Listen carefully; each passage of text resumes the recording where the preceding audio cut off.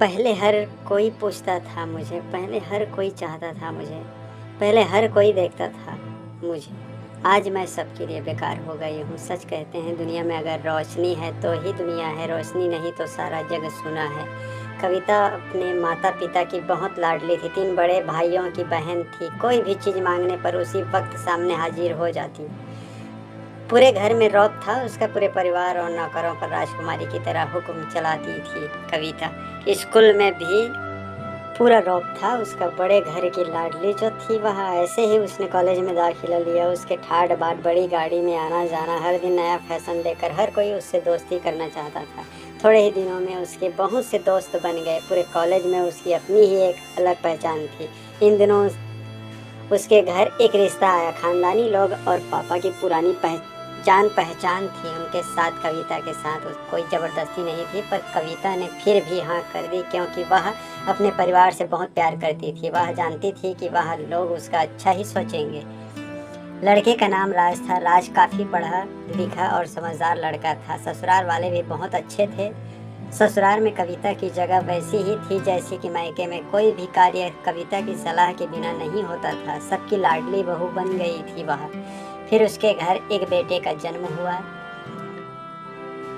राहुल कविता को जान से प्यारा था। पोता पाकर ससुराल वाले तो फूले नहीं समाते। कविता कभी कभी सोचती कि उसकी किस्मत कितनी अच्छी है। उसका हर सपना उसे कितना प्यार करता है अपना।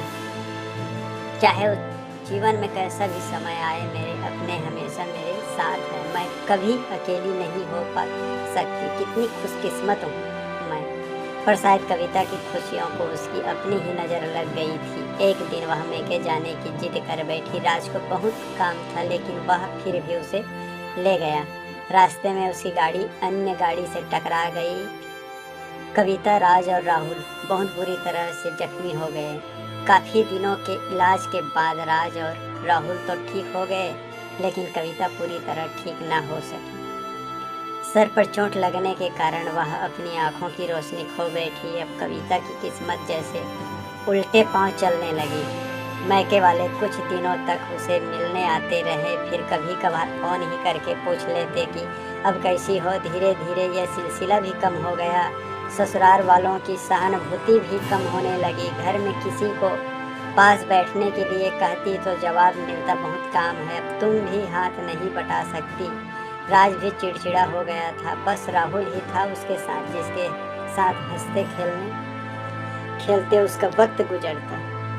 एक दिन कविता के हाथ से कुछ सामान गिर गया जिसकी वजह से राहुल को हल्की सी चोट लग गई। कविता के सास ससुर ने राहुल को उससे अलग कर दिया कि कहीं उसके न देखने की वजह से बच्चे का कोई नुकसान न हो जाए। कविता अंदर से टूट चुकी थी। एक दिन उसने सबके सामने मैके जाने की इच्छा रखी तो राज ने तुरंत मैके छोड़ाया, जैसे कि वहाँ भी यही चाहता था, लेकिन राहुल को उसके साथ नहीं भेजा गया। कविता कभी राहुल से दूर नहीं रही थी, पर अपनी कमी के कारण उसने ज़्यादा बहस नहीं की। कविता को लगा कि वह 3-4 दिन वहाँ रहेगी तो थोड़ा हवा पानी बदल जाएगा। सब लोग घूमा फिरा कर पूछने लगे कि राज कब आ रहा है, उसे ले जाने। वह बहाना बना देती, जबकि वह जानती थी कि उस घर से अब उसके लिए कोई जगह नहीं है। कविता से चलते वक्त कुछ न कुछ नुकसान हो जाता। थोड़ी बहुत टोका-टाकी उसे सुनाई देती, वह टाल देती। एक दिन उसके हाथ से लगकर एक कीमती फूलदान टूट गया। छोटी भाभी ने बहुत हंगामा मचाया। कविता के माता पिता रोज रोज के झमेले से तंग आ गए थे।